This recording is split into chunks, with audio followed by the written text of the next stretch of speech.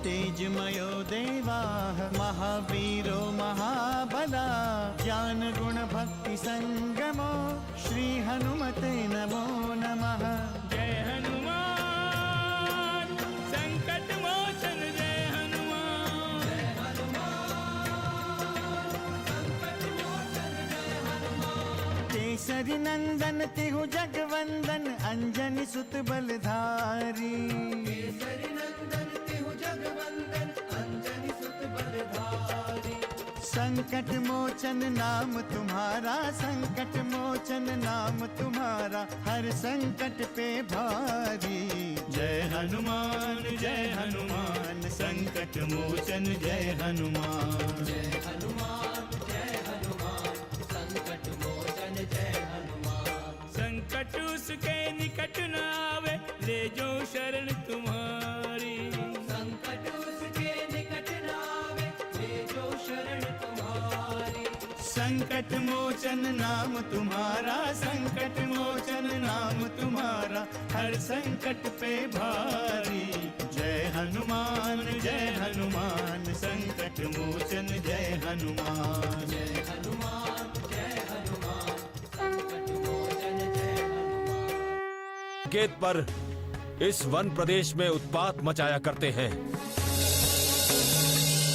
कई बार उन्होंने हमारे आश्रम पर आक्रमण करने की कोशिश की।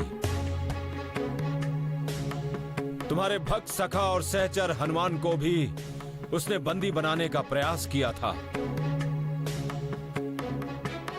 किंतु वो सफल नहीं हो सकी। आप अभी तक उसे कैसे सहन करते रहे गुरुदेव? क्षमा करे गुरुदेव, पर मेरी एक जिज्ञासा है। आप जैसे ऋषियों के पास शस्त्र भी है और साधना की शक्ति भी, पुनः अन्याय के विरुद्ध क्यों नहीं लड़ते? क्यों नहीं संहार कर देते उन समस्त राक्षसों का जो निर्दोष प्राणियों का ग्रास बनाते जा रहे हैं? तुमने बिल्कुल सही प्रश्न किया है राम।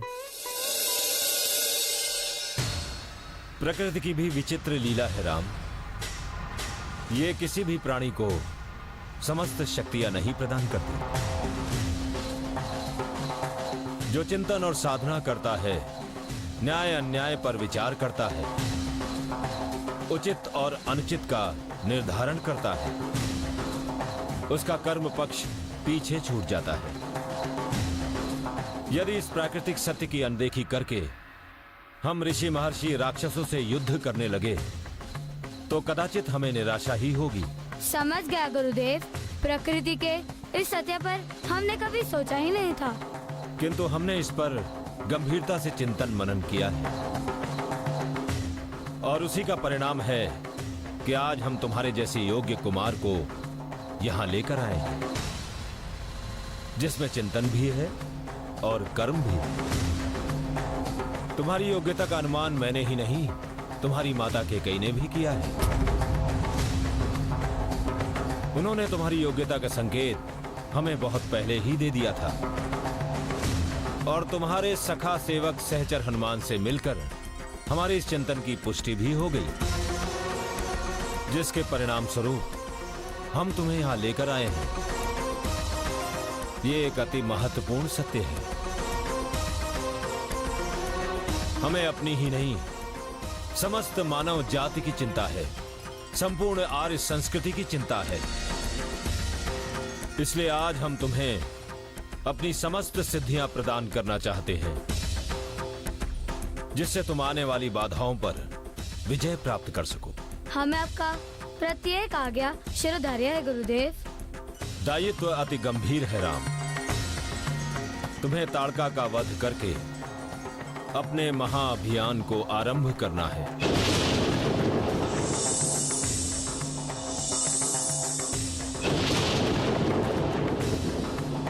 किंतु ताड़का वध से पूर्व हम तुम्हें वो शक्तियां प्रदान करना चाहते हैं जो तुम्हें किसी भी संकट से बचाएंगी, प्रत्येक विपरीत परिस्थितियों में तुम्हारी रक्षा करेंगी।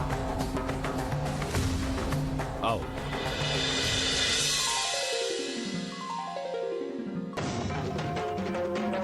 मैं गाधी पुत्र ब्रह्म ऋषि विश्वामित्र इस पवित्र जल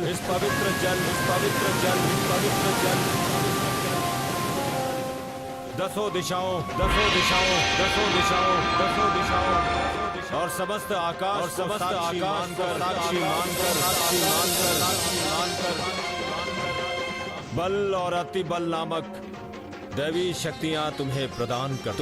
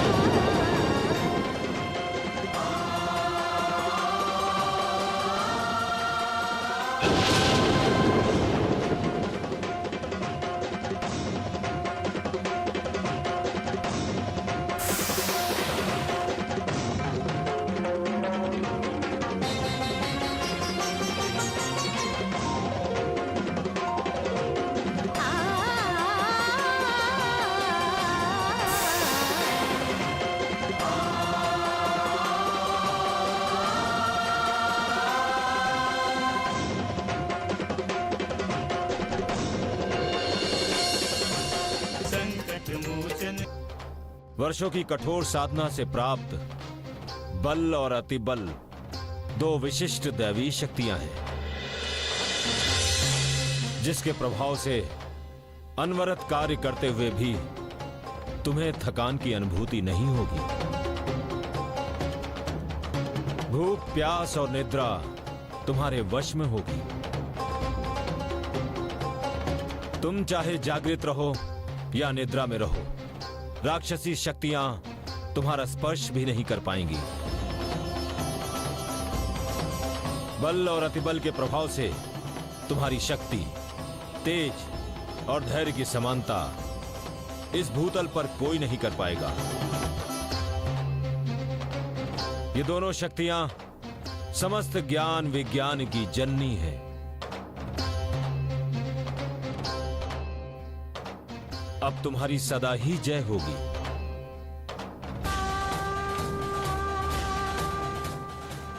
कल्याण मस्तु। आओ चलो वत्स।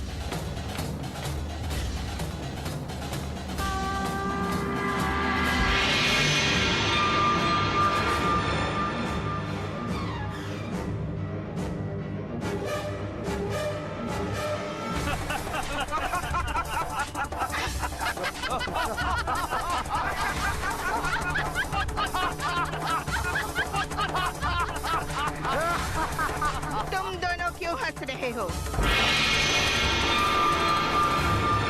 मैं पूछ रही हूँ कि क्यों हंस रहे थे तुम? वो हमारा कुछ नहीं बिगाड़ सकते। वो दोनों बालक हैं। उनका मार्ग कौन सा है? वो इसी मार्ग से जाएंगे। ठीक है, जाओ और मुझे पल पल की सूचना देते रहना। जाओ। जो आज्ञा दे। हम वहीं चलकर उनका वध क्यों नहीं कर देते माते? हाँ माते, हम यहाँ उनकी कब तक प्रतीक्षा करते रहेंगे? उन बालकों का वध करने के लिए श्रम की आवश्यकता नहीं है। मैंने तुम सबसे पहले ही कहा है कि तुम सभी उसके वध का खेल देखोगे। मैं अकेले ही उन दोनों को अपना ग्रास बनाऊंगी।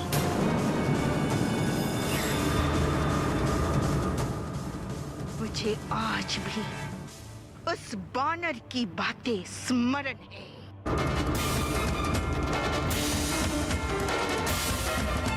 राक्षसों का अंत काल आ गया है। अब तुम सब अपने प्राणों की रक्षा करो। श्री राम तुम सबका संहार करेंगे। जय श्री राम। मैं उस राम का वध करके उसका मृत शरीर उस वानर के पास भेजूंगी। वो वानर जहां भी होगा उससे राम का मृत शरीर का ही दर्शन होगा। अब उसका अंत समय आ गया है, उस राम का और उस वानर का भी। नारायण नारायण।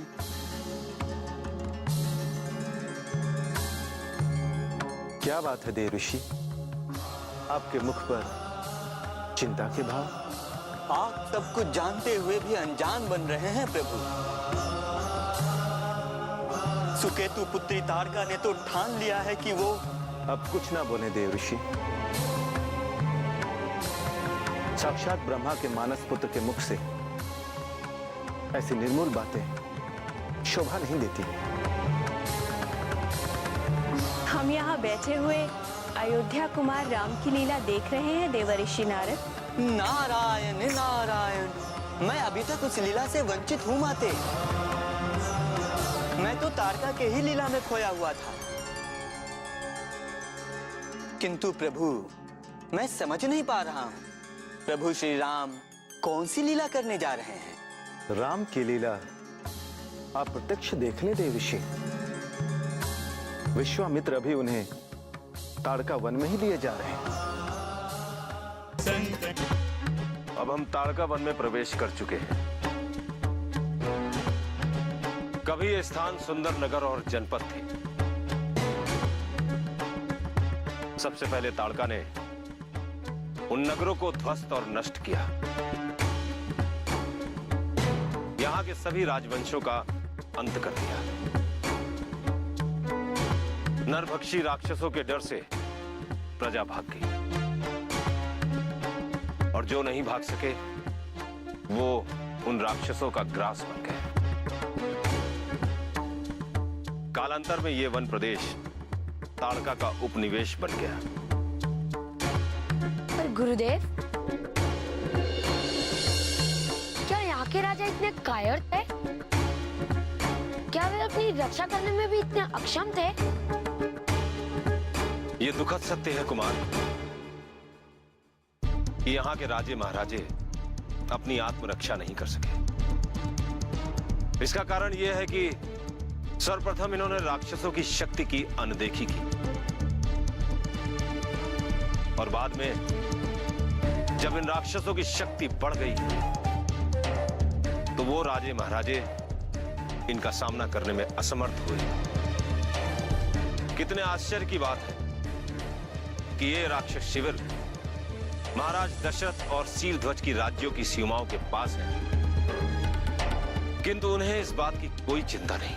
गुरुदेव, राक्षसों ने अयोध्या की सीमा पर आना आरंभ कर दिया है। आए दिन कुछ न कुछ संकट तो पैदा ही करते रहते हैं। मुझे दुख इसी बात का है राम कि महाराज दशरथ को इस बात की कोई चिंता नहीं है। यदि इन राक्षसों का अंत उचित समय पर नहीं किया गया तो भविष्य में बहुत ही अनर्थ होगा। आप चिंता ना करें गुरुदेव, अब ये समय कभी भी नहीं आएगा।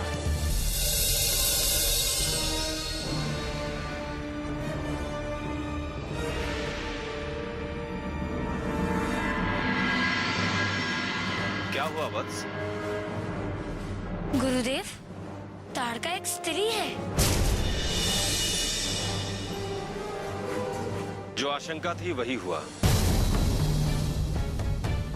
मैं जानता था कि क्षत्रिय युद्ध परंपरा का स्मरण तुम्हें अवश्य आएगा। हाँ गुरुदेव, माता कौशल्या सदा कहा करती है, क्षत्रिय वीर स्त्री पर कदापि शस्त्र नहीं उठाते।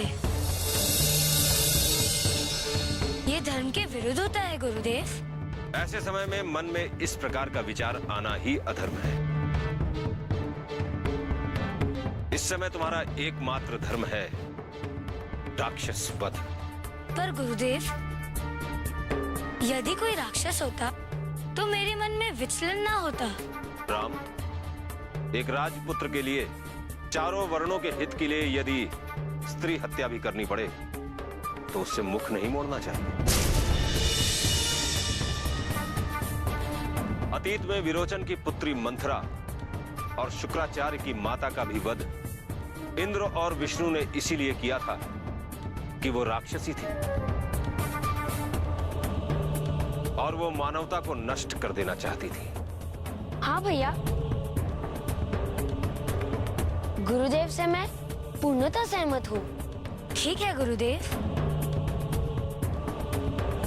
आपने मुझे क्षत्रिय धर्म का ज्ञान करा दिया है। अब आप आश्वस्त रहे। धर्म का मर्म अत्याचार का अंत है। मैं वही करूंगा जो आप आदेश देंगे। राम! कहाँ है तू? कहाँ है?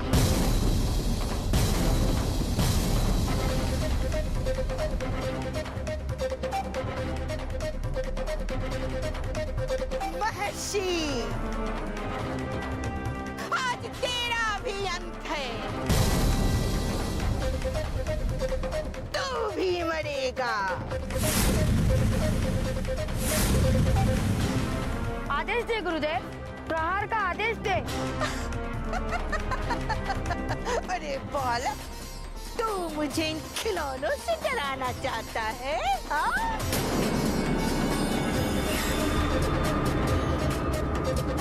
तुम जैसे कुमार तो मेरे प्रिय आहार हैं।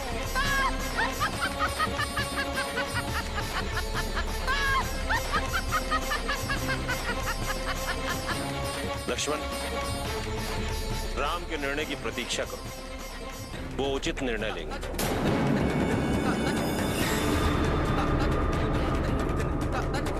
संकट मोचन जय हनुमान।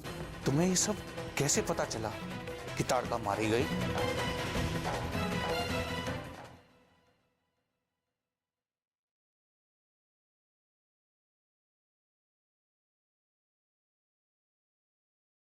संकट मोचन जय हनुमान। स्वामी, राम प्रहार क्यों नहीं कर रहे हैं? देखिए, ताड़का चुनौती दे रही है।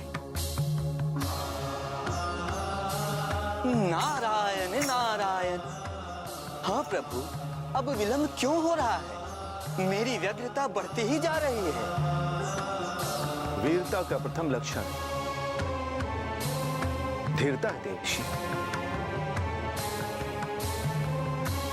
राम उचित समय पर उचित निर्णय अवश्य लेंगे।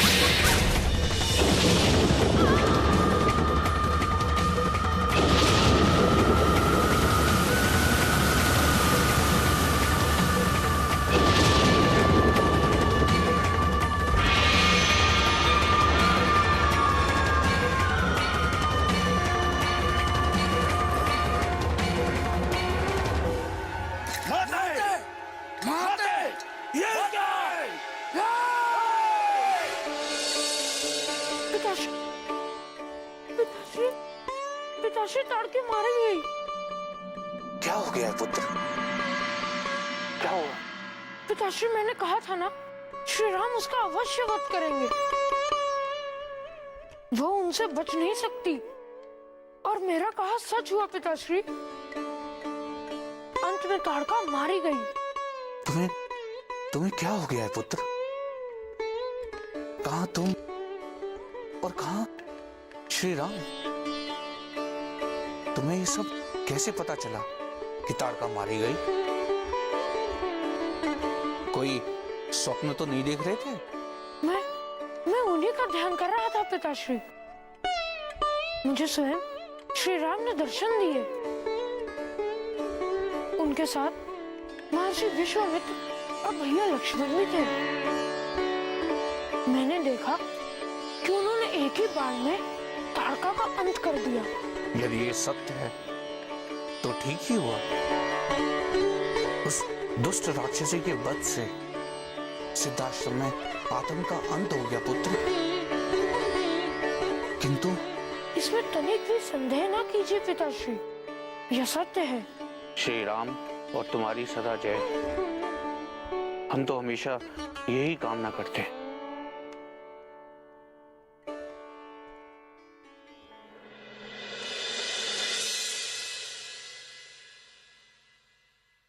उनका विनाश करना होगा सुबाहु। हनुमान जय